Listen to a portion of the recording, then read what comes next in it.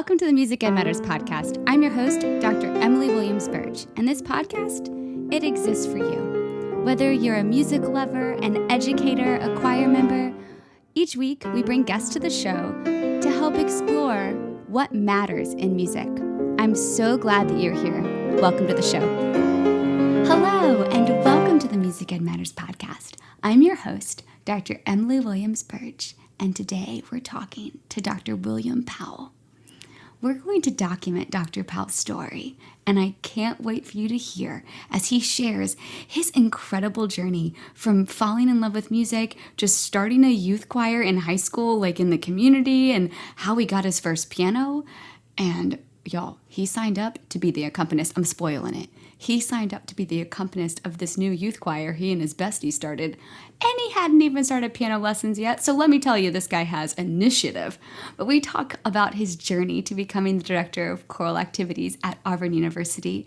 Along the way, he shares some wonderful insights. Most importantly, that everyone's journey is unique and special, and you are exactly where you're supposed to be. We also talk about performance practices, specifically gospels versus spirituals, and I ask some hard questions like how to know what to program or where to program it, those type of things. Now, we didn't talk about this on the record. I have to tell you, Dr. Powell worked in Savannah when he and Rosephanye Powell, yes, the composer, that's his wife, when she got her first job, she was working at Georgia Southern, which is just about 45 minutes up the road from me here in Savannah, Georgia. And he worked at Bartlett Middle School and Savannah State. Ask me where my first job was in Savannah, Georgia. I was the choir director at Bartlett Middle School, and my first college job was as adjunct faculty at Savannah State. So I feel super humbled to have followed in his footsteps because I think the world of Dr. Powell. So this episode will talk about you finding your authentic story as we hear Dr. Powell unpack his story and share it with us. We'll then talk about rehearsal practices and all sorts of other fun stuff along the way. It was a good conversation. This conversation, along with many others, are brought to you by our friends at Kaleidoscope Adventures and Kinnison Choral Company. Of course, our Patreons help make all this possible as well. If you want to join the family and have great conversations and talk more, patreon.com/musicedmatters. Enough announcements, enough talking. Let's get to Dr. Powell. Today on the Music Ed Matters podcast, we are talking with the one and only Dr. William Powell. Hello, Dr. Powell. Hey there. How are you doing? Thank you so much for inviting me. I'm so honored to be having one-on-one time with you right now. Same here. The same here. So I got to spend a week with your lovely wife, Rosephanye, back in 2017, and she was just this friend that I never knew that I did. Like, she's amazing. Mm-hmm. And then I met you through that. How did you meet Rosephanye? When did you guys meet? Okay, so we were both undergraduates at the same time at the same institution at Alabama State University in Montgomery. And, that was back in the day before you signed up for classes online. And so leading up to the first week of classes, you had all the freshman orientation sort of things and registration lines and all lines for,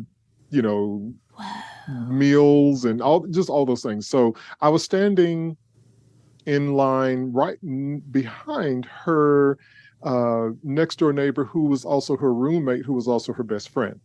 Oh. And so this is a very bubbly young lady, Sonia. She goes by Marilyn now. And so she was just telling me, oh, yeah, my best friend, she's in music. And so she started engaging me in conversation. She told me that her best friend was in music. I said, oh, I'm in music too. And that's great.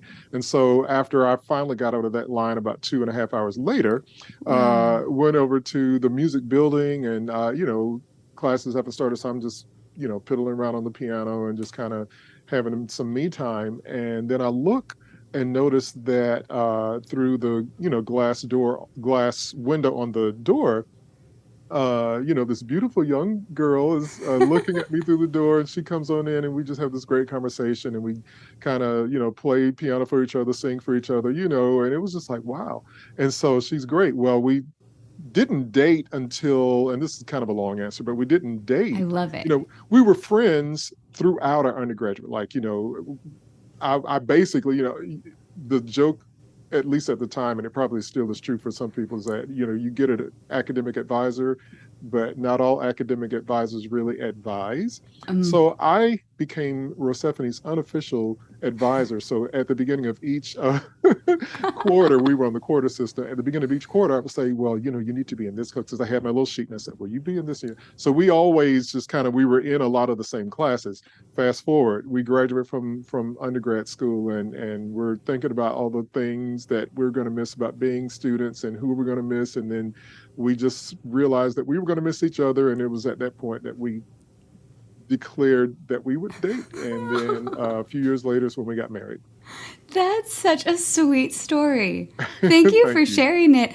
Okay, first of all, I'm going to need to put in my Rolodex the line stories. The next time my students whine about having to wait for the online window to open to register for classes, it could be worse. It could be so much worse. It's, yeah. And to have been standing in line only to find that the class has been closed. And so you have, but I digress. Oh, but hey, these are good stories to know. You're putting some good memories in our minds, so we know how it was. Absolutely. So you met Rosephanye in undergrad. Tell us how you got to be an undergrad music major. What was your life like that led you to choir? I was one of those who was a band kid, and so I took band. I, of course, started band in the 6th grade. We didn't really have a solid choral program in our school system. I'm from Americus, Georgia, small town. So just, and so, but the band was kind of a thing because you got to have that marching band for the football team. And so they trained us when they started. And then by the time I got to and I always had an interest in piano. And by the time I got to the 10th grade, because throughout my life, I just been begging my parents, can I please have a piano? Well, they couldn't just go open up the vault and say, okay, well, which piano would you like, my dear child? No, they just couldn't afford it. And I understood, but I wanted a piano.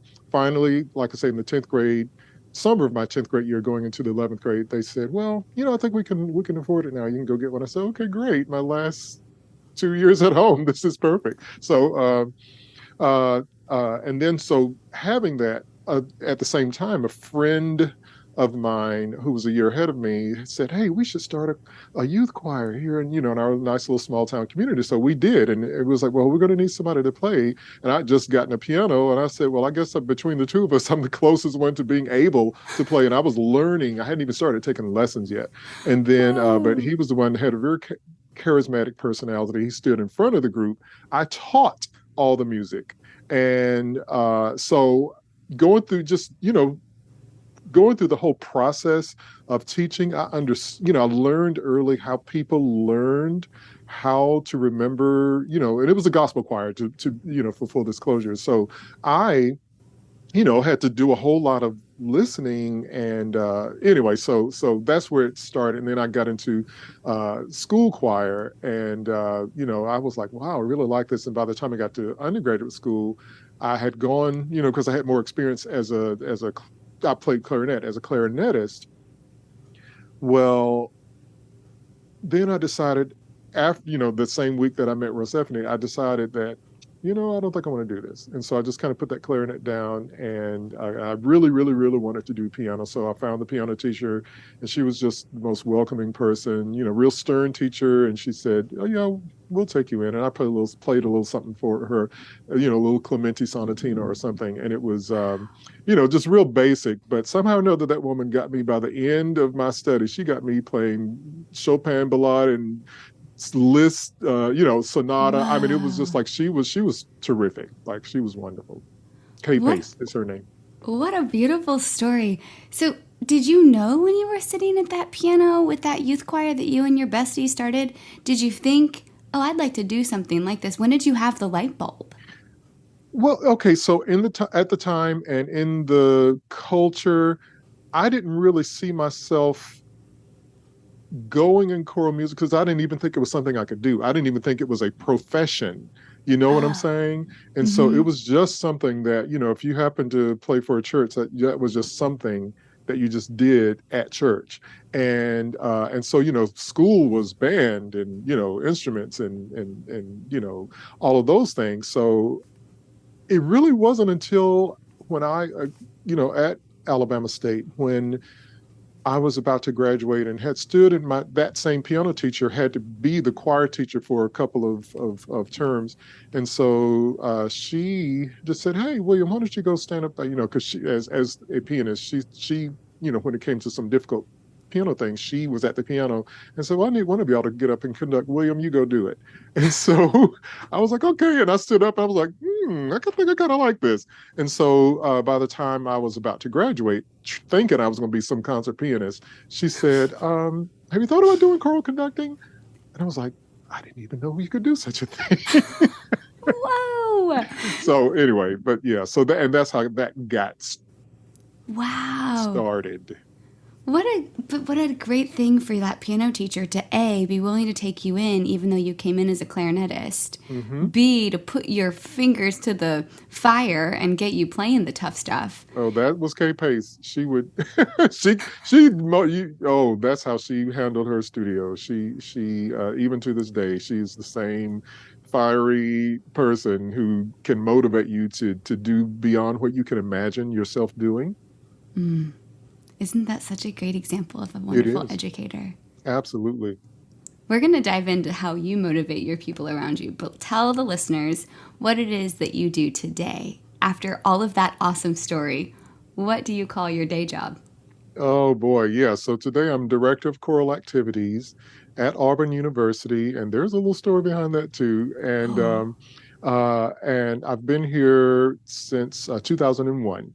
And so, I get to stand in front of, we have 7 different choirs, and I stand in front of 4 of the 7, men's chorus, chamber choir, gospel choir, concert choir, conductor's chorus, and that's the one where I oversee my conducting students to oversee the conducting of the conductor's chorus. And then we also have our show choir, which is our most, I'll say our oldest group. They just celebrated their 50th anniversary, and that's led by my colleague, Dr. Dale Farmer. Everything is a story. Another story, he was my high school choir director. What? Yeah. How did that happen? Oh boy. Okay, so when he graduated from Auburn, because he graduated from Auburn University, which is where, we both are now, he was fresh out of master's program, looking for a job, and we needed one. And so he came and just kind of revolutionized choral music in Americus, Georgia. And so he got us all motivated and everything. And so anyway, time goes on. And by the time we're here, he had come to the place where he decided he wanted to, finish his, get his terminal degree. So coming to Auburn, at the same time, my predecessor, who was the director of choral activities, because I came here to Auburn as assistant director of choral activities, and Tom Smith was the director of choral activities. Well, Tom, when he retired, he, because the AU Singers, the show choir, was such a legacy-filled group, he didn't want to just kind of hand that over to anybody. It needed to be somebody who understood the group and who knew the group, and Dale was a charter member of the group. Because like I said, when he came to us when I was a high school student, he had just finished, being that. And so Dale came to Auburn, back to Auburn, to get his PhD, and also as graduate assistant for the show choir. And so now he's the full, he's the full director of the show choir. And so that is how he re-entered my life in the musical sense. So imagine the transition from me calling him Mr. Farmer to Dr. Farmer to Dale, and I'm like, I can't call you by your first name. You were my teacher. That is a no-no. Okay, I'm glad that's not just hard for me. That's a tough one. That's such a cool story. Okay, rewind. Tell us the story. You said, I am the director of choral activities at Auburn University, and there's a story behind that. Okay, so in current day, we, have a lot of in the discussion about racial, this, that, and the other. And it's somewhat of a dark story. And I should have prefaced that with that. And I guess this serves as a preface. So that same friend that started that he and I started the choir back in Americus, Georgia, as high school as well. This friend had a job at Auburn at the time. He was on the photographic services. He was in photographic services. And at the same time that I was a student at Alabama State, undergraduate student, and so forth. Well, anyway, so during one spring break, it was spring break of my senior year of college, and I came to visit him at Auburn, and I was getting ready for a piano competition, and I needed to be somewhere where I could just really, really, really just focus and concentrate. Auburn was on spring break. We were on spring break. And so I said, hey, do you think they let me practice in the music building? He said, oh, I don't see why not. And so I think he had called ahead and just say, hey, I've got a friend, blah, blah, blah. So anyway, when I finally show up for a spring break, and back in those days, you didn't have the little music on your phone. I had, I was playing, preparing a concerto, blah, blah, blah. And so I had this humongous boombox that I was, I had carried. I said, well, and then it was March, but it was cold. And that's very unusual for the South, but it just was. And I remember this very specifically because I had on something like a parka. I also had on this, like skull hood cap, and I had a full beard. So I looked like a thug. I mean, just, being honest, I looked like a thug. And so for that reason, when I walked into the music office, I went into almost British mode. And may I please have permission to use your practice room? I tried to be as articulate as possible just so that they didn't feel threatened. So much so, there was a woman, there was a man, both of them are Caucasian. And they say, oh, sure, that's fine. So I go into the practice room. And I'm warming up, playing my little hand and exercises, playing my 4-octave scales, ascending and descending. And so 5 minutes later, I get a knock on the practice room door, and it's a police officer. And the police officer says, sir, I'm sorry, you're going to have to leave. I'm like, no, I went to the music office. I asked permission. He said, and he was the nicest guy. He said, sir, I'm really, and so that's why I'm not into this anti-police thing, because they do the dirty work that people call them to do sometimes. This was a dirty job here, so they had called campus police to get me removed out of the music building. So there I was, stranded with a piano competition the very next week. I'm like, how in the world? And so you can imagine just the horror and the hurt, all the emotions that you could imagine. I was so angry. Well, neither of those persons, was at Auburn when I interviewed or got hired for the job. But it's just really sweet irony that the very building that I got thrown out of, I occupy one of the largest offices in this building. So it's a thing. But that is the act. On the topic, that is the act, not of the institution, but of two people in the institution, and probably of the two, one. And so, and again, I'm not trying to steer the conversation into a racial one, because I don't always do that. I think that's an important thing to have. Well, it is. And my main point in that is that, my lens through which I look at racism, I look at it in an individual basis. I don't look at people and go, okay, well, you're white, so therefore you've got prejudices against me, or you're privileged, or you're this or you're that. No, I mean, we're all human beings. We all have fears. We all have our own. We struggle with our own areas of pride. We struggle with so many different things. We come at life with so many different things. And when a person comes into an encounter like what those two individuals had with me, again, I admit, and this is not an excuse, but it's just the truth. I looked at the time like a thug, and I would have been scared of me if I had approached me there, because it didn't matter. It wasn't even about the color of the skin. It was just the presentation. But despite the efforts that I made to make that smooth, I became at that moment the victim of what I am confident was a racially inspired rejection. So, but again, I never want to paint a broad brush and say, well, this is just the whole country, because that is not true. And the same way, we don't want to paint a broad brush with the police. I don't want to do that with anybody. And, but that was those individuals. Thank you for sharing this story. Of course. Really appreciate it. It's hearing these lived experiences that help us all better understand and address those fears and those pieces of pride in our lives. Yeah. What did you do after they kicked you out? Did it change anything about your perception and perspective, and did it impact you when you interviewed? Yeah, it did. It really did color my impression of Auburn University.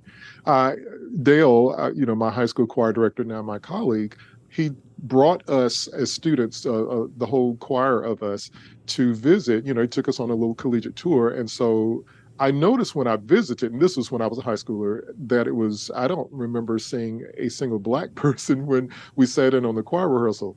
Whose fault was that? I don't know, but that was just the reality at that particular time. So I thought, oh wow, this is and so then and I applied to Auburn as an undergraduate, but I could not afford my parents. I mean, my parents just could afford a piano, let alone out of state tuition. So I applied just to see if there was any kind of scholarship. Well, there wasn't. Well, there was, but not enough. And so, but yeah, so a couple of decades or so later is when that interview thing came about, and the opening, and that I have stories for everything. So that was a story, but I'm going to save that. But Okay, so deal. when we both, well, I'll just encapsulate it by saying we had just had a baby, our first daughter. We had just bought a house in Little Rock, Arkansas. Rosephanye and I were in Little Rock, Arkansas. We'd been there for 8 years. Didn't really intend to. Obviously, we weren't planning to leave because we had those two items. And Rosephanye was still kind of on maternity leave when she opened up the Chronicle and saw two positions at Auburn University. Assistant director of choral activities, voice professor. And we looked around in the room. Do you see anybody else who fits that description besides you and me? I mean, that was us. And so it was wonderful because being in Little Rock, Arkansas, natives of Rosephanye was a native. She grew up 22 miles away from Auburn. And I grew up in Americus, Georgia, which is an hour and 40 minutes, 92 miles. And we're like, we're in Arkansas. We just had a baby. We're going. So we interviewed, got the job. So the color lens that I had apprehensions going in, I saw, as a lot of people like to say this, and I'm going to say it too, it was a God moment. The opportunity, you can't not, and I think that's where a lot of people make mistakes, and that is that because our lens gets so colored that we can't really see when God is giving us an opportunity. A, to make something right. B, to just walk in his blessings. And so we saw both of them. And the interview obviously went fine because, we both got the position. So I said it was supposed to be a short story. And in a way it is. That's so important. You've shared so much of your story, and that means a lot to me as a host, to be able to share and document these stories, to have these stories forever. Exclusive. But I know, it's so nice. But also for my students who will watch these episodes, for them to see other people's experiences. And what you said, you can sometimes have that clouded lens, but you can't let that color everything moving forward. You can't. And that we see that happening all the time. We see people, and I keep referring to the police. I just had a conversation with a police officer just yesterday, as a matter of fact. And when he walked through the door, he was a human being. And we were having a conversation. And it wasn't until Rosephanye had mentioned, she asked him a question, well, how are you dealing with this whole, anti-police thing? And he was just like, he shared his story with us, but he was just he reminded me of the police officer that, had to knock on the door for me to kick me out of the practice room. That's, just, I don't know, 200 feet from this door, but yeah. That story right there, Dr. Powell, in and of itself, resilience and you didn't back down. You still went to your competition that next week after you got kicked out. You still showed up on the door and interviewed. What resilience, and what a great model. Thank you. And literally a side note, guess who was my judge the judge for the piano competition that I went to? It was a Tourget DeBose piano competition in Louisiana. Moses Hogan. Wow. That's so cool. Moses Hogan. Didn't know he was Moses Hogan. I mean, he wasn't Moses Hogan yet. And so he was just this man, real cool, looking all debonair, sitting up, listening to me. He was so gracious because of course, I was stressed. And but he just made me feel very comfortable, very kind. I'm so excited we are documenting this story. All right, so we've gotten the history of Dr. William Powell and all the things that we can learn through that. Thank you for sharing. Absolutely. Let's talk some techniques and some things. Let's start with choral singing. You talked about rehearsal and performance in the conversation that you sent me before this. What do your rehearsals look like, and couple tips we can take away from you? Okay, if my students were standing here, they would insist that I be fully honest about it. So I am just by nature a very nice person. Like you're a very nice person, very kind, but you're a beast when you stand up in front of a group. Like when I first saw you working, and it was so tight. Well, I took note from you. So our first week of classes, I said, I'm going to do an Emmy Birch on y'all, Emmy Birch Williams. And so it was tight. I had them. I mean, we just went all the way. And so I like to start real tight and just, hard and everything, and making, because mainly just so that mentally they know we're doing something serious. We're doing something that is of value. And the choral environment in some ways, and I know because of my intrinsic personality, it can feel relaxed. It can feel easygoing. I've heard those terms said about me, and I agree with them. You can decide early on, well, it doesn't matter. I mean, it's okay. Well, if I miss, if I don't do an assignment, and I was like, you do not enter this room without having your assignments done. So anyway, so that first rehearsal was, I had them the assignment was due before class started. Yeah. And 100% of the students completed their assignment.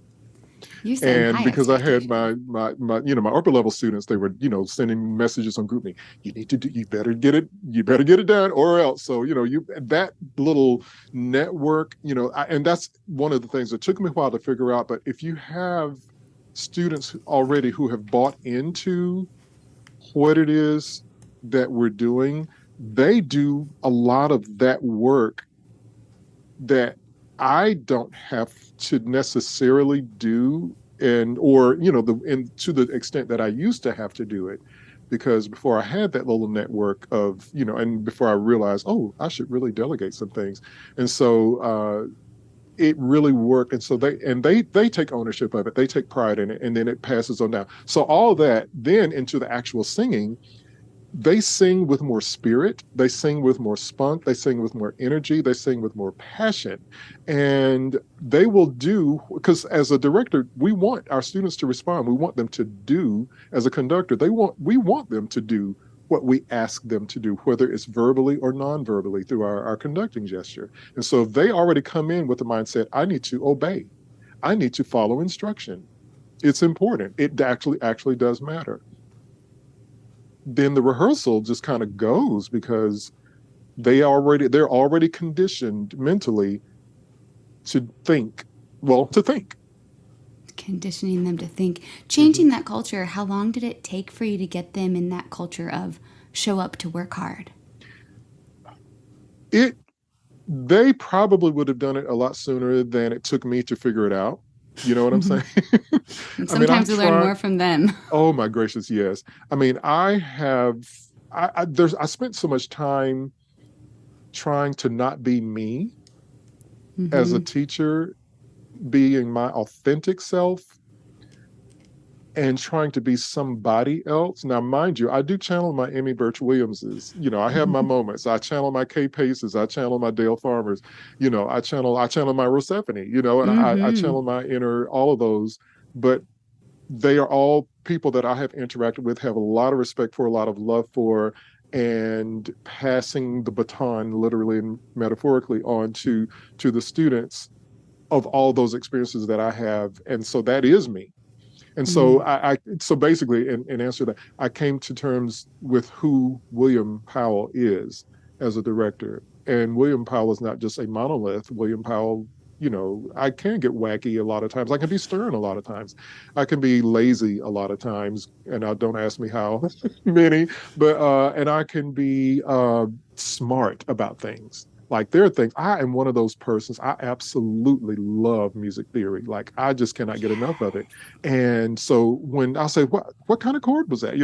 And so, but by giving that to them, that helps to sharpen them to think, listen, okay, that is a major third, not a minor third, or this is a pattern, ascending scale, or whatever. So they are more attuned to that. Now, of course, there are always going to be those for whom it flies over, but for the sake of one or two, I just want to continue to present those things.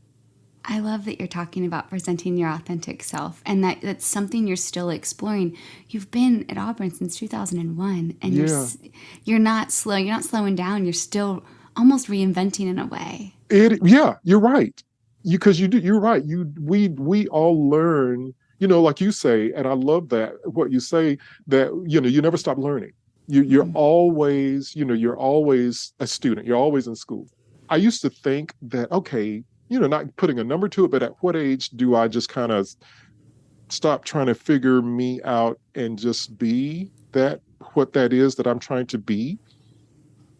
And like you say, you're continually, because if you're going to continue to grow, just like a plant, if a plant is continuing to grow, I mean, we got a couple of weeds in the backyard, and as they continue to grow, they create more space to be bigger.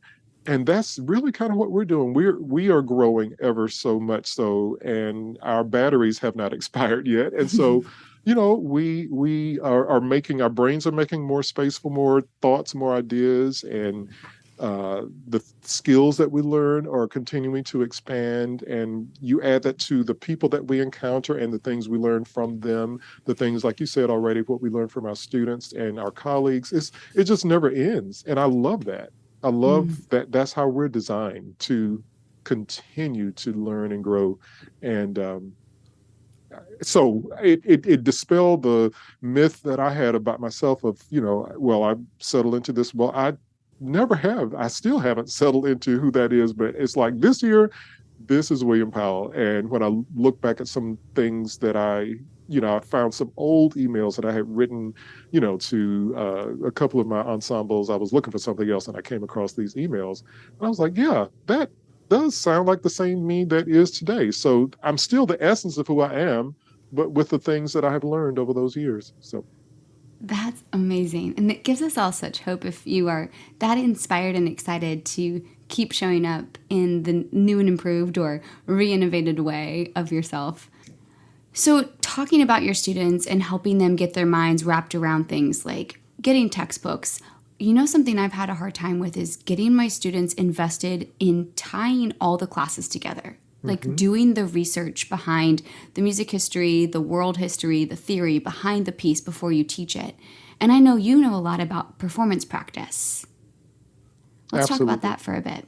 Sure. One of the things that Rosephanye and I get invited to do, among other things, but this in particular, and that is, as both of us have expertise, research, and interest, of course, in spirituals, the African American spiritual, and with gospel music, we know that there are so many people, and it's not even a race thing. I mean, because the same would be true that we've encountered with some of our African American contacts, and of course, students as well as professionals, some, where getting them to understand that they are not the same. They're not one and the same. And having them to understand coming at spirituals and gospel, well, helping them first to understand that there are historical differences, the spiritual for the slave, the gospel for the church-going free man. The spiritual, because of slavery, the mournful, gospel for the joyful, the celebratory. Spiritual for the dark and the sad, and that still ties into the mournful, and the gospel for the liberated, the happy, And so you're going to have that tambourine, you're going to have the Mm-hmm. organ, you're going to have, hand claps and so forth, but not true in the spiritual. So what we see, we know that a lot of times when we look at arrangements of spirituals, and this is not true of all, but I'm just, just in a Mm-hmm. general sense, when that it becomes apparent that that arranger does not really understand the style or the intent or the function of the arrangement or how it should function, if it even has a function, when we see elements such as hand claps and, this, that, and the other that are imposed in a spiritual that don't necessarily require it. Now, would the slaves have clapped their hands singing a spiritual? Absolutely. Except if they were having a camp meeting at night and they were Mm-hmm. planning their escape to freedom and they're actually en route to freedom. Mm-hmm. They don't want to make any noise at all. Yeah. Even the rustling of leaves is a thing.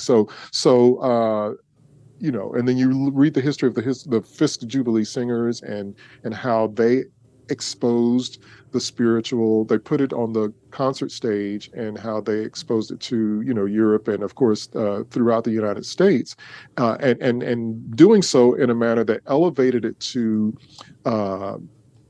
a classical art form. Mm-hmm. So performance practice, rather than having my groups to sing a spiritual in a pop/gospel fashion, I tell them we go for classical voice because that's how the concert spiritual. Now, again, this is apart Mm-hmm. from, I say again, but this is apart from the actual, what I call the raw spiritual.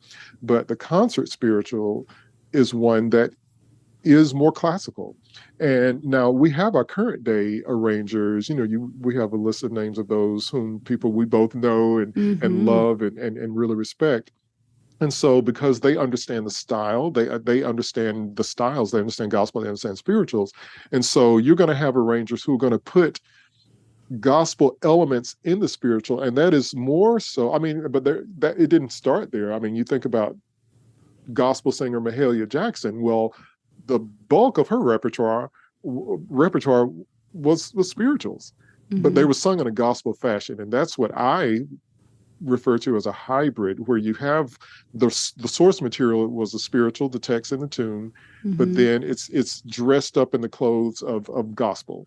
And so, but what she did, she succeeded in preserving the spiritual, because a lot of times the Black folk back in those days, they didn't want to associate themselves, and it was true with the Fisk Jubilee singers. They did not want to associate themselves with slavery, anything having to do with Right. slavery. They were free. So they didn't, we don't want to sing spirituals. We want to sing, something other than that, because spirituals, that's old music. That's what my grandma was saying. That's Mm-hmm. my dad, And so but they were at a time that occurred for them at that time where the struggle was really real for them. Like they were, Jim Crow and all those things and lynchings, yada yada. It goes on. So, but then you start moving into things like freedom songs and work songs, and of course, like Mm-hmm. I say, and gospel is overlaid throughout all of that.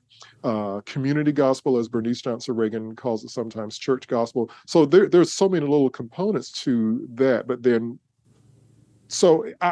long story short, I understand, and it makes so much sense that there would be confusion between the two styles. But in the classic concert spiritual should be, I should say, more classically oriented, and gospel is going to be more pop. That's my short statement on a very long Okay. explanation. No, I think this is great to hear. And can I ask some quick fire questions back? Please. Yes. Okay, but I've programmed He is Marvelous multiple times for honor choirs, and it's always a huge hit because it's so singable. Oh, It's thank you. great with some of those advanced middle school honor choirs Oh, or yeah. developing SATB high school honor choirs. Every group I've used it with has loved it. Thanks for programming that. Well, thanks. I'm so glad you guys have great stuff. Oh, and side note, not related.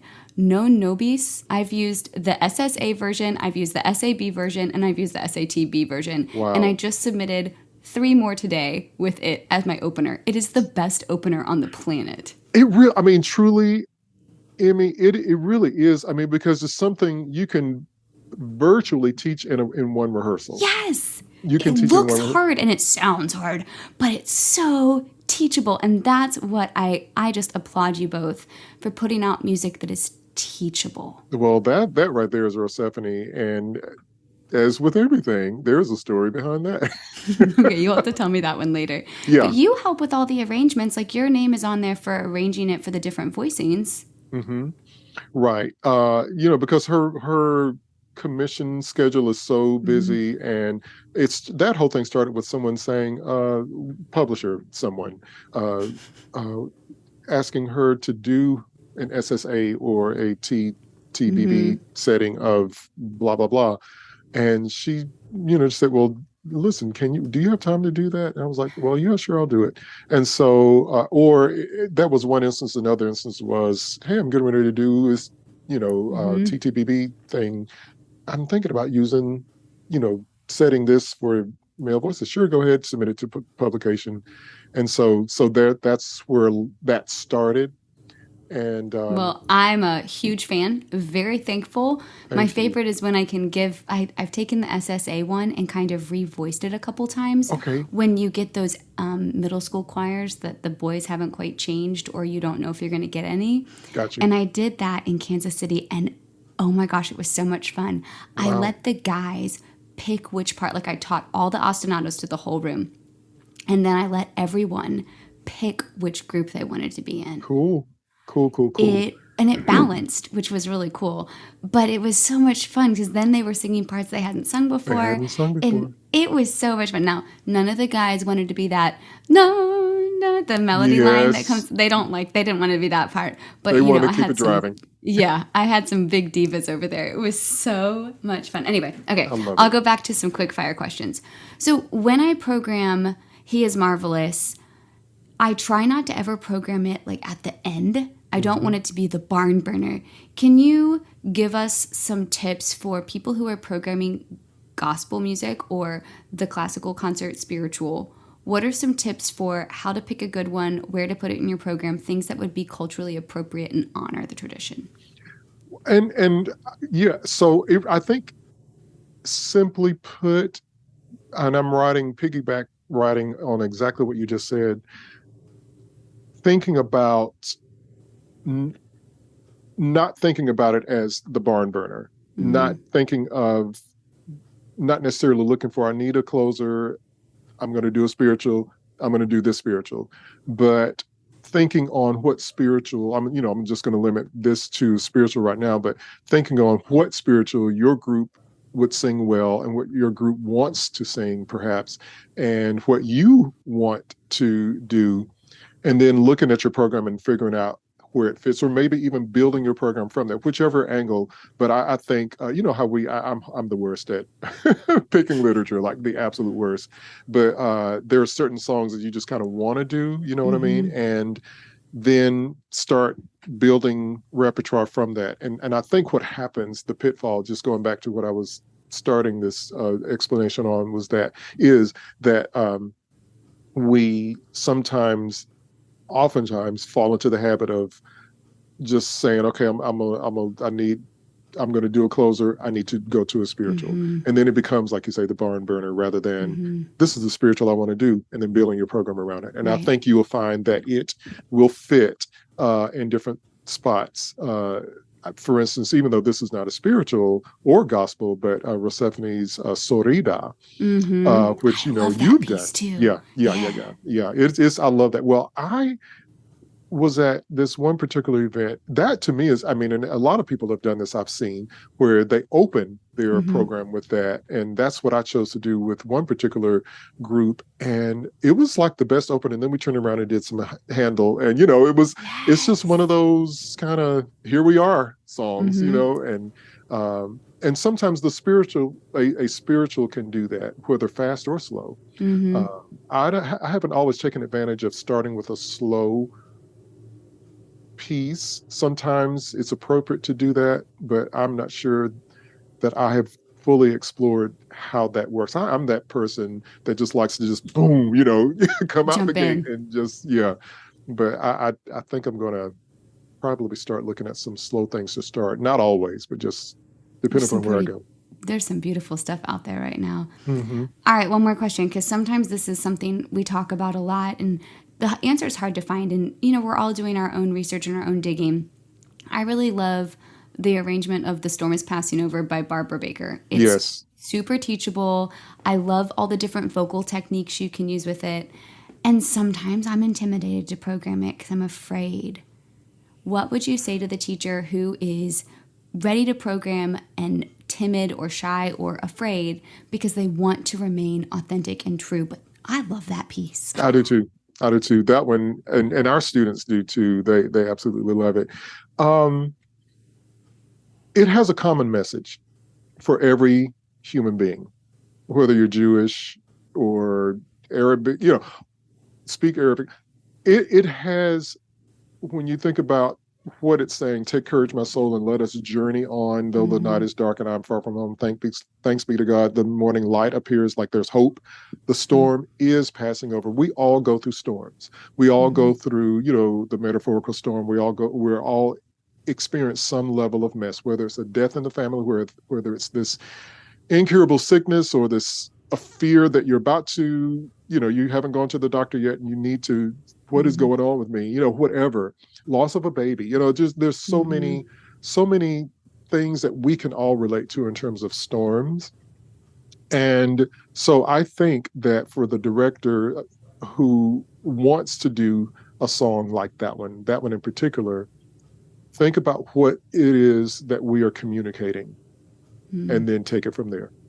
And I think if you get the opportunity as a director to stand in front of your listeners and say, we're doing this song because, or this song speaks to us because, or maybe have a student stand in front of the microphone and go, read the text and go this, and identify it as, an early gospel music and, gospel song and in honor of the gospel tradition, in honor of the legends of gospel music, we sing "The Storm is Passing Over," and and so just because we all like to connect with stories, we all like to connect with experiences. We have shared experiences. Sometimes we have our own individual ones, and because that one speaks to each person at some level, even if it's like, oh, I'm afraid to tell my parents I just flunked this class, and whatever.